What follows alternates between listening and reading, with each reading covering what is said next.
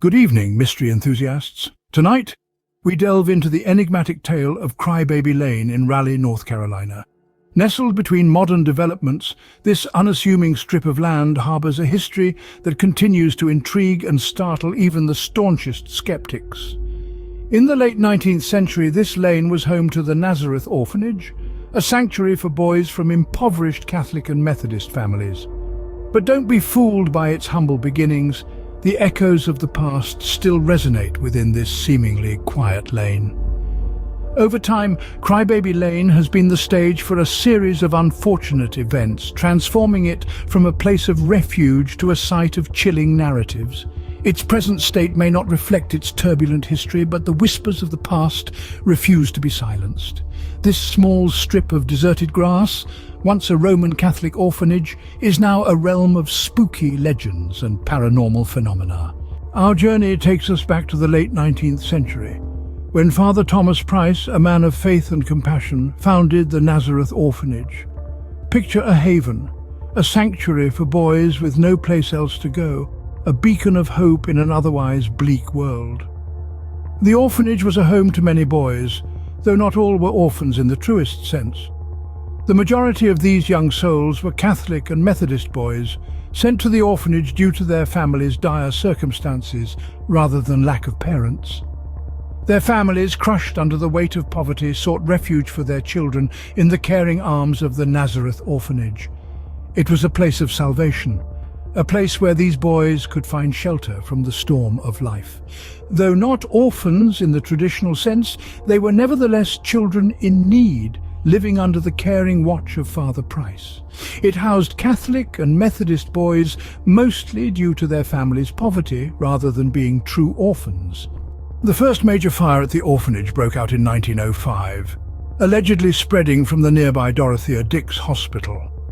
The flames, like a ravenous beast, consumed everything in their path, leaving nothing but charred remains and aching hearts in their wake. The fire, a cruel and indiscriminate foe, claimed the lives of two young boys.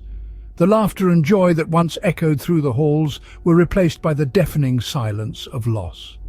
As if this tragedy was not enough, fires continued to plague the orphanage.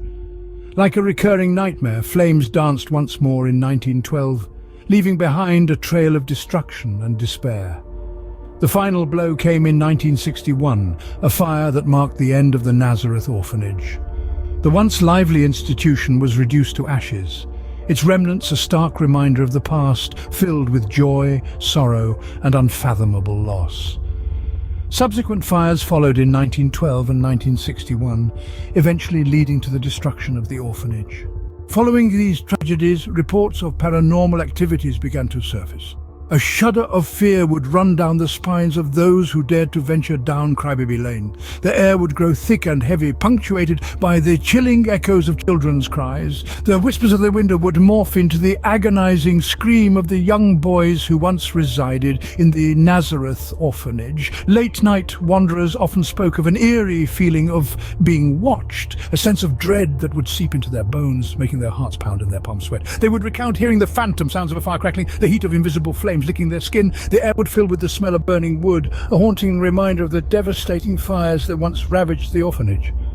Locals and visitors reported hearing the cries and screams of children and smelling the scent of burning wood, even when no fire was nearby.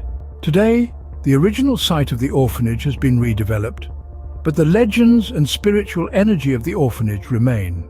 Where once stood the Nazareth Orphanage, there's now a modern neighborhood, seemingly ordinary and unassuming, yet it's not just another Raleigh suburb.